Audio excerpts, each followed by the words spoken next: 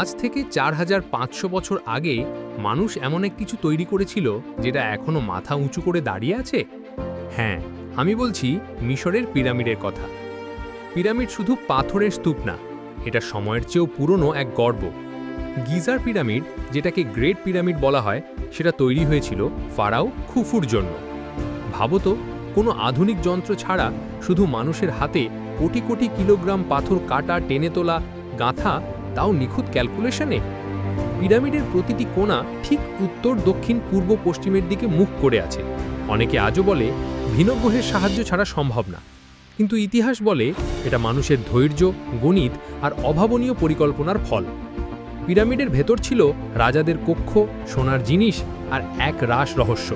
অনেকে বলতো পিরামিডে নাকি অভিশাপ লোকানো। আসলে পিরামিড আমাদের শেখায় বেঁচে থাকার থেকেও বড় হলো অবিচিন্তনীয় কিছু তৈরি করা, যেটা হাজার বছর পরেও মানুষকে বিস্ময়ে ডুবিয়ে রাখে।